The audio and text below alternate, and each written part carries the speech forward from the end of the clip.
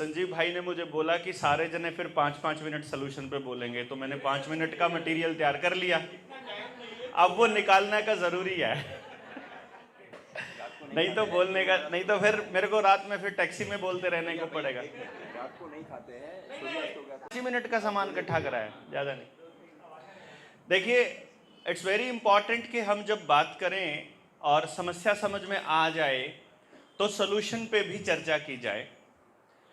Solution में अपने को मालूम पड़ गया, संजय भाई ने भी बताया और सभी लोगों ने बता दिया कि सुबह उठने से लेकर रात को सोने तक और आपके बच्चे के पैदा होने से लेकर और उसके आखिरी संस्कार तक, चाहे कागज़ों के रूप में हो चाहे आपकी प्रोग्रामिंग हो, वो सब कुछ उनके हिसाब से हो रही है। तो सबसे पहले तो आप लोगों को समझना है कि ज़िंदगी में जो आप लोग कर रहे हो वो आपकी ज़रूरत है या आपके ऊपर कोई इमेज या कोई रेपुटेशन या कोई साइकोलॉजिकल प्रोग्रामिंग आपके ऊपर थोपी गई है जो आप कर रहे हैं। चाहे पहनना हो, चाहे खाना हो, चाहे गाड़ी हो, चाहे बंगला हो या एनीथिंग लाइक दैट। दूसरा नंबर, अपने जैसे लोगों को, अब जब आपको मालूम पड़ गया कि भाई हमारे अगले आने वाली जनरेशन्स का, मैं देख रहा था कि जब ये बोल रहे थे इनकी आंखों में पानी था, क्योंकि वो अंदर महसूस होता है। लिटरली रोया करते थे हम लोग, अब तो लोग सुनने लग गए। पहले जब नहीं सुनते थे ना, कि ये बोलते थे ना कि यार देवेंद्र जो एजुकेशन पे बोलता था ना वो बहुत मतलब एब्सोल्यूट था, पर ये जो पागलों जैसी हरकतें तुम करने लग गए हो ये ठीक नहीं है। तो उस वक्त ये दर्द आता था कि यार क्या हम अपनी आने वाली संतानों को अपनी आंखों के सामने गिरते पड़ते देखेंगे क्या? और उस वक्त वो वही दर्द आता होता था।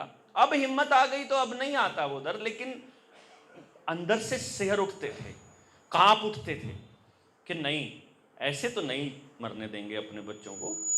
और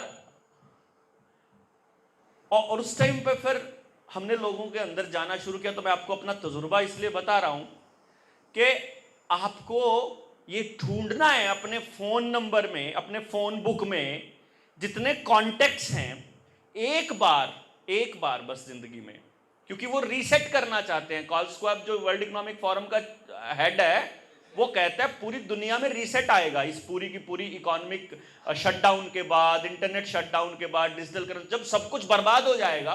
वो ये कह रहे हैं एक बड़ा क्राइसिस चाहिए, सब कुछ बर्बाद कर दो, सारा कुछ, मतलब नया भवन बनाने के लिए पुराने भवन को चाहे बारूद से उड़ाना पड़े उड़ा दो, उसके बाद बनाएंगे नई व्यवस्था। वो इसे कह रहे हैं, वो उसको रीसेट कह रहे हैं, द ग्रेट रीसेट, उसकी किताब है। तो हमने भी सोचा कि ये तो ग्रेट रीसेट का मौका अपने पास भी तो है, नए रिश्ते, नए लोग, नए बंधन। अरे ये नहीं होता फ्रॉड तो इतने क्रांतिकारी योद्धा कहां से मिलते यार हम लोगों को, हैं? मतलब चल के आए हैं, बुलाए हैं। अब वही बताया कि अपने पास तो रोकड़ा नहीं होता है, तो जिसको बात करनी है भाई, संजीव भाई को बोला भाई टिकट करानी पड़ेगी, करा देते हो तो करा दो, नहीं तो बैठे उधर ही मार रहे हैं, चिल्ला रहे हैं, तो उन्होंने कराया ना। मतलब ऐसे लोग, उन्होंने वो एक दूसरे के लिए, किस लिए? क्योंकि वो चाह रहे हैं कि मेरे देश के लोग जाग जाएं और उठ जाएं। तो ऐसे लोगों का साथ देना तो बनता है। और फिर अपने सर्कल में से, अपने मोबाइल में से एक बार, अगर 1000 नंबर है ना, सबको फोन दे मारो एक बारी और पूछ लो भाई तुमको ये बूटी चाहिए क्या? तुमको लगता है सरकार सही कर रही है तो एक तो मेरे हिस्से की भी ले ले और चाहे गिलास में भर के पी ले, पर अब जिंदगी में दोबारा फोन मत करियो, तेरा काम खत्म, तू गया लाइफ से। अब नहीं है उसको ढोने का, ऐसे रिश्तेदार, ऐसे दोस्त ढोने का कोई फायदा नहीं है। जिनको पैसा ही चाहिए, जिनको कबाड़ा ही खाना है, जिनको कबाड़ ही सोचना है, जो अपने पड़ोसी के बारे में नहीं सोच सकता, ऐसे लोगों को निकाल फेंकिए अपनी जिंदगी से बाहर। जो मानवता के लिए बोल नहीं सकता, जिसके अंदर अक्ल नहीं है, ये कॉमन सेंस मर गया है जिसका, वो आपको भी ले डूबेगा। वो ऐसा आदमी है जैसे डूबते हुए भंवर में आप जाके बचाने जाओ और वो बंदा गर्दन पकड़ के नीचे खींच डाले आपको, वो आपको भी मरवा डालेगा। तो उसको निकालो बाहर। सबसे पहले ढूंढो अपने सर्कल में, 1000 लोगों को बात करोगे ना, 10 तो कन्फर्म मिलेंगे। आपके पड़ोस में, आपकी दूसरी गली में, दूसरे मोहल्ले में, दूसरे गांव में 10 तो पक्का मिलेंगे। और एक आदमी के पास अगर 10 आदमी हो गए ना, यकीन मानिए किसी की औकात नहीं है आपको छेड़ने की, किसी की भी हिम्मत नहीं है। सिर्फ 10 आदमी चाहिए आपको। कोई अवेकन इंडिया मूवमेंट, कोई देवेंद्र बलारा, कोई जनता सरकार मोर्चा, कोई संगठन नहीं चाहिए आपको। फिर जिस दिन ये लड़ाई बड़ी होगी उस दिन आप भी खड़े होंगे, आपके 10 लोग भी खड़े होंगे, उनके 10 लोग भी खड़े होंगे, और फिर क्रांति आएगी जब बोलेंगे कि खाली करो सिंहासन, जनता आती है। सारी व्यवस्थाएं तैयार कर देंगे। व्यवस्था के खिलाफ केवल व्यवस्था लड़ सकती है। करेंसी पे भी लड़ा जाएगा, सोना भी उल्टा मांग लेंगे, कर्जा भी हम नहीं देंगे, बिजली के बिल भी नहीं भरेंगे, हमारे संसाधनों का लुटना भी नहीं देखेंगे, हम कुछ भी बिकने नहीं देंगे। लेकिन जिनके लिए लड़ रहे हैं उनको समझ में तो आए, तो उन लोगों को तो इकट्ठा कर लो। और उसके लिए ये जो जागृति अभियान है ये अभी शुरू हुआ है, और मतलब हम तन मन धन से लगे हुए हैं। जैसे आपको एग्जाम्पल दे दिए, चाहे दवे साहब का हो, चाहे राजीव भाई का हो, चाहे लाल बहादुर शास्त्री का हो, जॉन एफ कैनेडी का हो, या फिर अब्राहम लिंकन का हो, जिस भी आदमी ने इस व्यवस्था के खिलाफ नाम लेके सीधा बोला है ना, वो नहीं बचा है। मैं अपनी वीडियोस में, पुरानी वीडियोस थी, वो चैनल उड़ गया, मैं उस पर लिटरली समझाते समझाते रोया करता था कि यार मेरे को कुछ हो जाए ना, प्लीज बच्चों को संभाल लेना। क्योंकि आई न्यू, मेरे को मालूम था कि मैं नाम लेके बोल रहा हूं, और मैं उस व्यवस्था के खिलाफ नाम लेके बोल रहा हूं कि जिस दिन लोगों को समझ में आ गया, I will be danger to this system. और आदमी तो, अगर आदमी सिस्टम के खिलाफ डेंजर बन जाएगा तो आदमी को खत्म करना तो कुछ भी नहीं है, कीड़े मकोड़े की तरह मसल देगा ना वो। लोग कोई आ नहीं रहे थे, ऑप्शन कोई नहीं था। बट अब तो जैसे संजीव भाई ने बताया, पूरे गुजरात में हर जिले में 100 ऐसे योद्धा तैयार करने का प्लान है कि 100 देवेंद्र बलारा उतारने का प्लान कर रहे हैं हम लोग। तो मान लीजिए हर जिले में इतने जानने वाले लोग हो जाएंगे, इनकी क्या औकात है। तो दूसरे नंबर पे ये है कि अपने आसपास के 10 लोग। तीसरे नंबर पे आपसे गुजारिश ये है, अगर आपने फैमिली फार्मर अपना लिया, जैसे कि अंबर भाई बोल रहे थे, फैमिली डॉक्टर की जरूरत नहीं होगी। जिंदा एग्जाम्पल हूं, 26 साल से सिंगल टैबलेट नहीं ली किसी बीमारी की मैंने, 26 साल से। मेरा बच्चा 15 साल का है, बचपन में गलती से किसी ने छुप छुपा के, किसी डॉक्टर ने ठोक दिया तो उसको कोई ठोक दिया होगा इंजेक्शन, उसने कभी कोई नहीं लिया। सुनील का बेटा 3 साल का है, ना प्रेगनेंसी में ना उसके बाद कोई इंजेक्शन नहीं लिया। सबसे हेल्दी बच्चे हैं, मेरा बच्चा भी, इसका बच्चा भी। 9-10 साल से मेरा नहीं कभी बीमार हुआ, और इसका ने तो आज से तक डॉक्टर का मुंह ही नहीं देखा।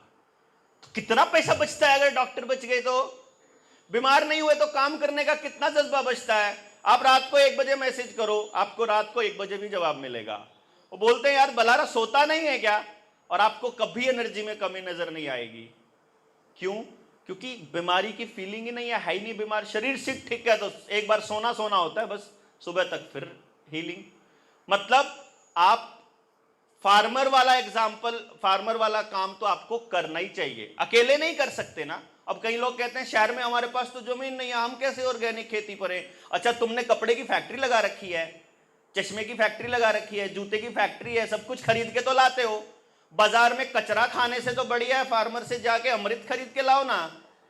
बाजार में कचरा क्यों बोल रहा हूं कि ब्लेंडिंग के नाम पे आटे में वो लोग प्रिजर्वेटिव जोड़ने का बात करते हैं। सरकार ने कानून में कहा है 5% तक जोड़ सकते हैं, 45% तक जोड़ते हैं, जो इससे कैंसर होता है। में जीएमओ, समझ के मेरा मतलब ये था कि जो हमारा आटा 3-4 दिन हफ्ते में खराब हो जाता है, आपके तो 6-6 महीने नहीं होते। मतलब फैमिली फार्मर वाला एग्जाम्पल। और तीसरा, जहां भी जो भी संगठन, जो भी व्यक्ति इस न्यू वर्ल्ड ऑर्डर के खिलाफ खड़ा मिले और जिस भी रूप में आप लोग उसको मदद कर पाओ, आपको करनी चाहिए। लंबी चर्चा बाद में करेंगे, अभी फिलहाल के लिए इतना ही। जय हिंद, जय भारत। बहस फिर से शुरू हुई, स्टालिन फिर से आया, और स्टालिन ने क्या किया, अपने साथ एक मुर्गी लेके आया, और फिर से बहस शुरू हुई। स्टालिन फिर एक शब्द नहीं बोला, उसने मुर्गी का एक पर खोल के वो बैठा रहा। अब उसने क्या किया, मुर्गी का एक पंख निकाला और फेंक दिया, फिर दूसरा पंख निकाला, वो फेंक दिया। वो बहस कर रहे हैं, इधर से स्टालिन एक एक करके मुर्गी का एक एक पंख, एक एक पंख, एक एक पंख, एक एक पंख नोच रहा है, और वो बहस करते जा रहे हैं कि जनता को अधिकार देना है कि नहीं देना, देना है कि नहीं देना, जनता ऐसी होती है, जनता वैसी होती है। वो उनके पंख नोच रहा है। एक एक करके स्टालिन ने मुर्गी का एक एक पंच नोच के फेंक दिया, लहू लुहान मुर्गी हो गई। और अचानक लोगों को पता लगा कि स्टालिन ये क्या कर रहा है। और फिर स्टालिन ने क्या किया, मुर्गी जमीन पे छोड़ दी। और फिर स्टालिन ने अपनी जेब से अनाज के एक मुट्ठी अनाज निकाला और फिर चलता हुआ गया, मुर्गी के सामने एक एक दाना फेंकता गया। और वो लहू लुहान हुई मुर्गी, जिसका एक एक पंख स्टालिन ने खुद नोच के निकाला है, वो मुर्गी फिर भी उसके पीछे चली गई। फिर स्टालिन दरवाजे तक गया और वहां से फिर से वापस आया और उसके ऊपर एक एक एक एक एक दाना लेता हुआ आया और मुर्गी फिर उसके पीछे आई। और स्टालिन बोला, ये है जनता।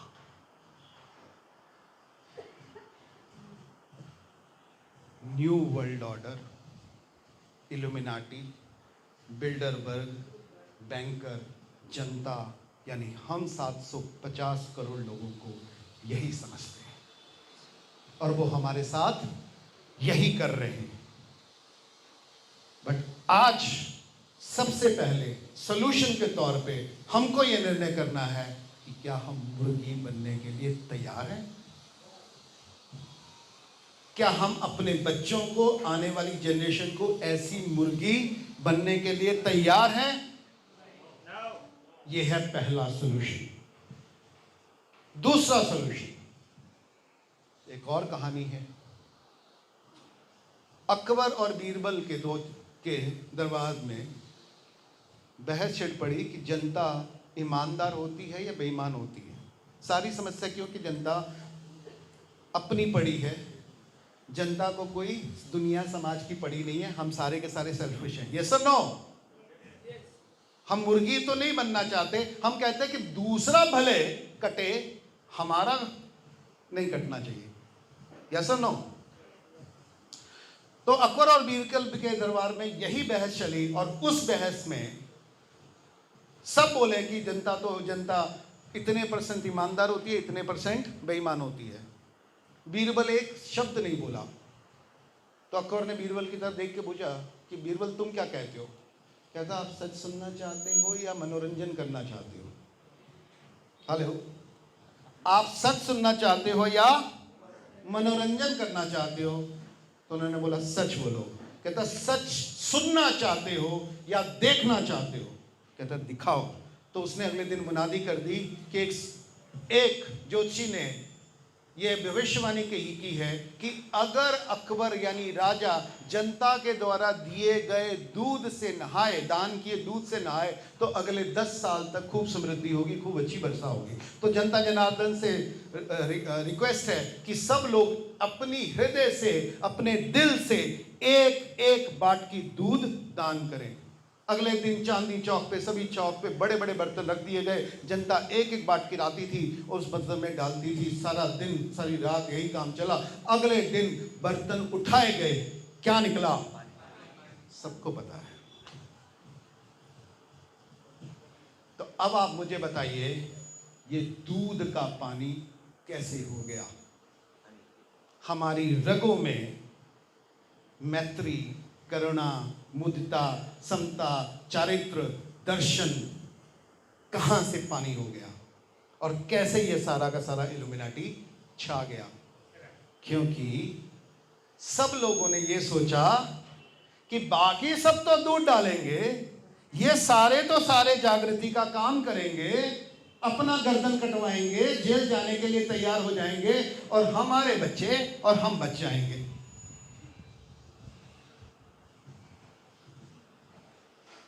और जो होना था हो गया। अब सॉल्यूशन क्या है? सॉल्यूशन भी इसी कहानी में है। तो बीरबल ने बोला, अगर हर व्यक्ति यही सोचेगा कि आंदोलन ये करेंगे, जागृति ये फैलाएंगे, शिक्षा ये सुधारेंगे, धर्म ये सुधारेंगे, अर्थव्यवस्था वो सुधारेंगे, स्वास्थ्य वो सुधारेंगे, हम तो सिर्फ पैसा कमाएंगे। अपना मौज मस्ती, अपना जलसा करेंगे, अपने आप को सुरक्षित रखेंगे, कोई बदलाव आएगा? अकेला अकेला हर आदमी घेर के मारा जाएगा, कभी वैक्सीन के नाम पे, कभी कानून के नाम पे, कभी फूड के नाम पे, कभी एजुकेशन के नाम पे, कभी हेल्थ के नाम पे, कभी सैंक्शन के नाम पे, कभी तेल के नाम पे, कभी महंगाई के नाम पे।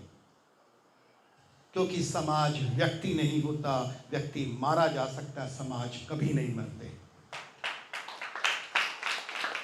और जब तक हम समाज नहीं बनेंगे, हमें कोई नहीं बचा सकता।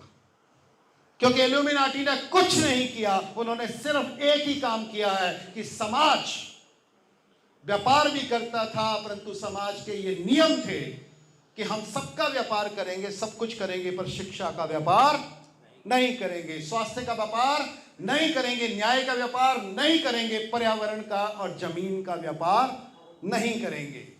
परंतु इल्यूमिनाटी ने क्या किया? हर चीज को व्यापार में डाल दिया और उन्होंने करेंसी क्रिएट कंट्रोल की और हम उनके कंट्रोल में चले गए। हमारी संस्कृति, हमारा समाज उनके कंट्रोल में चला गया। हमें फिर से अपनी संस्कृति, अपना समाज उनसे वापस लेना है, तो बड़ा सिंपल तरीका है कि हम आज निर्णय करते हैं कि अपनी शिक्षा का व्यापार नहीं करेंगे, अपने न्याय का व्यापार नहीं करेंगे, अपने समाज का व्यापार नहीं करेंगे, जल, जंगल, जमीन और जानवर का व्यापार नहीं करेंगे। Point number 1। पॉइंट नंबर 2, अगर हर व्यक्ति सोचता है कि मैं तो, बाकी सब तो दूध डालेंगे, मैं पानी डाल दूंगा, तो क्या फर्क पड़ जाएगा? फर्क हमारे सामने है। बाकी सब तो वैक्सीन ले लेंगे, मैं नहीं लूंगा, तो क्या फर्क पड़ जाएगा? वो घेर घेर के मारेंगे, हम भी नहीं बचेंगे जिन्होंने अभी तक नहीं लिया। किसी ना किसी तरीके से जबरदस्ती हमको भी ठोक दिए जाएंगे। जो आज बोलने वाले हैं, कल ये भी बंद हो कर दिए जाएंगे। तो अगर बचना है तो सबको एक एक आवाज को बचाना होगा, उनके साथ खड़ा करना होगा। अगर हर व्यक्ति आज इसी पल यह निर्णय कह ले कि बाकी कोई भी पानी डाले, मैं तो दूध ही डालूंगा। दूध डालने के आपके पास हजारों अवसर हैं अपने आजू बाजू। पहला अवसर है कि यह सच्चाई को जानने के लिए मैं सुनूंगा। हम सब आपके लिए ताली बजाना चाहते हैं कि इतनी अच्छी कमिटेड फोकस ऑडियंस हमको बहुत दिनों बाद मिली है। Thank you very much. छोटे बड़े, महिलाएं, बुजुर्ग, साधु भगवंत एक साथ समाज बन के बैठे हैं। Thank you very much. आपने समाज बनने की एक दिशा में कदम बढ़ाया। पॉइंट नंबर 3, अतुल भाई, पॉइंट नंबर 3, जहां आपने सुनना शुरू किया है, अब बोलना शुरू करिए। पॉइंट नंबर 4, अगर बोलना शुरू किया है तो एक्शन लेना शुरू करिए। और पॉइंट नंबर 5, घर में ले रहे हो तो अब समाज को इकट्ठा करिए, अपने जैसे लोगों को इकट्ठा करिए। पॉइंट नंबर 6, अपने ग्रुप में हो तो दूसरे सभी समाजों के साथ जुड़ जाइए। अब अगर अकेले रह गए तो जैन बना के घेर लिए जाओगे, कभी औरत बना के घेर लिए जाओगे, कभी हिंदू बना के घेर लिए जाओगे, कभी मुस्लिम बना के घेर लिए जाओगे, कभी हिंदुस्तानी और पाकिस्तानी बना के घेर लिए जाओगे। अब ज़रूरत है कि 750 करोड़ लोग इंसान हैं, थे और रहेंगे। हम मशीन नहीं बनेंगे, हम मुर्गी नहीं बनेंगे। हमारे अधिकार थे, हैं और रहेंगे, और हम इसको असर्ट करेंगे। इसको कोई कूटनीतिज्ञ, कोई नेता, कोई रोथशाइल्ड, कोई शैतान हमसे छीन सकता नहीं है। पर ये सोचेंगे नहीं, अब हम खुल के बोलेंगे, ये है। तो इसमें जितने लोग अच्छा काम कर रहे हैं उनको सुनिए, उनकी बात को फैलाइए और साथ साथ में उनके साथ सहयोग दीजिए। जैसे ठीक है, महाराज साहब ने, संजय भाई ने, अतुल भाई ने और आप सब लोगों ने सहयोग करके इस तरह की ये पहली मीटिंग ऑर्गेनाइज की है। क्या ये पहली यहाँ से बात शुरू होनी चाहिए या ख़त्म होनी चाहिए? यहाँ से बात शुरू होती है। मामले कहने के लिए हजारों हैं, डिटेल बहुत गहरी है, सभी लोगों ने अपने जीवन के 30-30 साल इसमें खपाए हैं। अभी तो हमने सिर्फ 1-2% बातें बोली हैं। ये तो समझाने के लिए, करने के लिए, क्योंकि समझने समझाने के लिए लाखों बातें हैं, उसमें जाने की ज़रूरत नहीं है। करने के लिए बातें बहुत थोड़ी होती हैं, बड़ी सीधी स्पष्ट होती हैं। और सीधी स्पष्ट बात यह है कि जो भी व्यक्ति आज अधिकारों के लिए, मानवाधिकारों के लिए बात कर रहा है, उसके साथ खड़े होइए। मानवीय शिक्षा के लिए बात कर रहा है, उसके साथ खड़े होइए। मानवीय स्वास्थ्य के लिए बात कर रहा है, उसके लिए के साथ खड़े होइए। और तीसरी बात आपसे कहूं, मानवता का भविष्य शहर है या गांव है?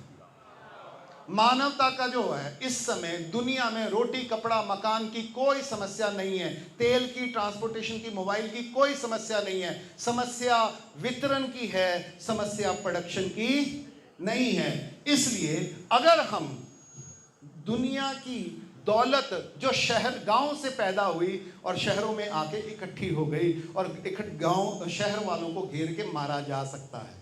अब ज़रूरत है ये जो दौलत है, ये जो टैलेंट है, ये जो हिम्मत है, ये जो मेहनत है और ये जो रुतबा है, सुनील जैसे भाई जैसे निकल के फिर से गांव की ओर बढ़े हैं, आप लोग भी अपनी युवा शक्ति को फिर से गांव की तरफ मोड़िए, अपने गांव जाइए, क्योंकि आप लोग महाजन हो। महाजन वो होता है जो अपने प्रॉफिट को बैंकों में जमा नहीं रखता, ज़मीन में गाड़ता नहीं, वो वापस ज़मीन पे लगाता है, क्योंकि महाजनों ने अपना पैसा बैंकों को दे दिया और बैंकों ने सारी समाज उजाड़ दिया। अब ज़रूरत है कि महाजन अपना तन, मन, धन समाज को वापस दें, गांव को वापस दें। गांव जाइए, अपने घर ठीक करिए, हर व्यक्ति को समाज में प्रेरित करिए कि 2 साल का अनाज, 2 साल के मसाले, 2 साल का पानी, 2 साल की औषधि संचित करके रखिए, जैसे पहले हुआ करती थी। इससे किसान समृद्ध होने लगेगा। सीधा मॉल से मत खरीदिए, सीधा किसान से खरीदिए। 2 नंबर 3, अपने घर गांव जाके वहां के जंगल लगाइए, मियाँबंद की फॉरेस्ट लगाइए, ऑर्गेनिक फार्मिंग वालों को प्रमोट करिए, अपने गांव में तालाब बनाइए, वहाँ पानी का संचय करिए, जितने लोग हैं उतने जानवर को फिर से बसाइए। अकेली गौशाला से नहीं होगा, वहाँ भेड़ भी चाहिए, वहाँ बकरी भी चाहिए, वहाँ भैंस भी चाहिए, वहाँ तीतर भी चाहिए, वहाँ पक्षी भी चाहिए, वहाँ चिड़िया भी चाहिए। अपनी जीवदया को 2 जानवरों तक या 3 जानवरों तक सीमित मत करिए। हमें पूरी जीव सृष्टि चाहिए, क्योंकि अगर जल, जंगल, जमीन, जानवर बचेगा तो इंटरनेट बचे या ना बचे, बड़े बड़े टावर बचे ना बचे, राइट, बुर्ज खलीफा बचे ना बचे, सभ्यता बच जाएगी, समाज बच जाएगा, संस्कृति बच जाएगी, हमारी सारी पीढ़ियां बच जाएंगी और मानवता सदी सदा लहलहाती रहेगी।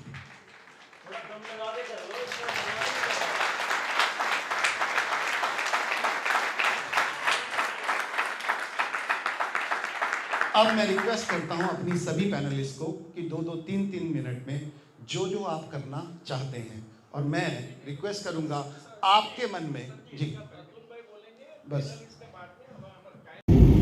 ये है एयर व्यू जहाज से मुंबई का। क्या शानदार नज़ारा है, जितना कालापन दिख रहा है वो सारा समुद्र है और ये सारी मुंबई। अल्टीमेट एक्सपीरियंस, गजब, लाजवाब अनुभव, मज़ेदार।